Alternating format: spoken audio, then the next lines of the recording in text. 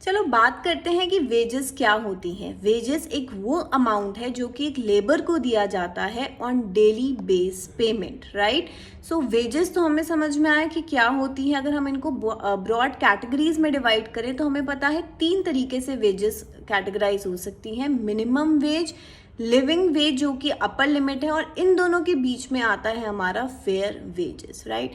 So minimum wage क्या है? Minimum wage वो मिनिमम अमाउंट है, मतलब उससे कम मेरा जो कॉन्ट्रैक्टर है, मेरा जो एम्प्लॉयर है, वो किसी भी लेबर को पे नहीं कर सकता है। मतलब उतना तो पर डे का उसका फिक्स होगा ही होगा। वो कौन तय करता है?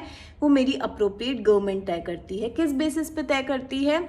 आपकी सिनेरियोज को देखा जाता है कि भाई कितनी महंगाई है, क्या सर्वाइवल के कितना मिनिमम अमाउंट में एक बेसिक रोटी कपड़ा मकान आ सकता है, उसके बेस पे मेरी मिनिमम वेज पर डे की डिसाइड होती है। ये तो हो गई बात मिनिमम वेज की। अब हम बीच में जो बात करते हैं वो है मेरी फेयर वेजेस। देखो फेयर वेज क्या है? वो डिपेंड करता है कि एक जो मेरा लेबर है वो कितना स्किल्ड है, कितना एक्सपीरियंस है। फिर हम कैसे तय करते हैं कि फेयर वेज क्या है? कि भाई सेम स्किल के लेबर को, सेम एक्सपीरियंस वाले लेबर को और इंडस्ट्रीज में क्या अमाउंट मिल रहा है। तो जितना अमाउंट उन्हें मिल रहा है, या मैं बोलूँ सेम ऑर्गेनाइजेशन में जो मेरे साथ काम कर रहे हैं बंदे, उनको भी सेम एक्सपीरियंस है, सेम लेवल पे वो स्किल्ड है। दैट मीन्स उनकी, अगर समझाने के तौर पे बोले कि क्वालिफिकेशन भी हमने बोला सेम है, तो उनको कितना अमाउंट मिल रहा है, वो मेरी क्या है? वो मेरी है फेयर वेज, राइट। तो वो बीच का टर्म आ जाता है कि भाई हम हमारे कंडीशंस को देख के कि भाई कितने स्किल्ड हैं, कितना एक्सपीरियंस है, सबको इक्वल अमाउंट उस पर मिलना चाहिए। तो उससे क्या है कि रोटी कपड़ा मकान प्लस मेरी कुछ जो वांट्स हैं वो भी फुलफिल हो जाती हैं।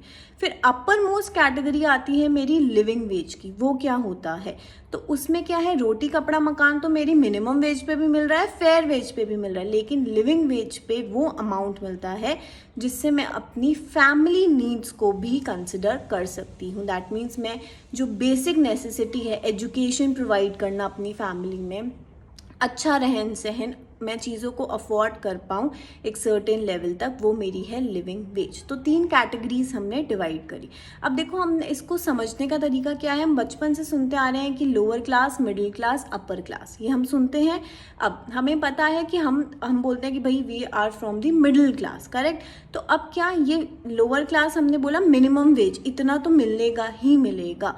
फिर मिडिल क्लास हमने बोला हमारी फेयर वेज है कि भाई उतना मिल जाता है, हमारा सर्वाइवल हो जाता है। अपर क्लास के हिसाब से अगर हम लिविंग वेज को समझे तो भाई मेरी बेसिक नीड्स तो ऑब्वियसली फुलफिल हो ही रही हैं, रोटी कपड़ा मकान तो मिल ही रहा है, प्लस मैं वो सब चीज़ें अफोर्ड कर सकती हूँ जो मेरी फैमिली को एक बेटर लाइफ प्रोवाइड करें।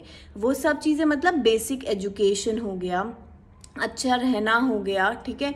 तो जो भी आजकल की नीड्स हैं हम उसको फुलफिल करें तो वो मेरी लिविंग वेज कहलाई जाती है, जो कि मैक्सिमम वेज होती है।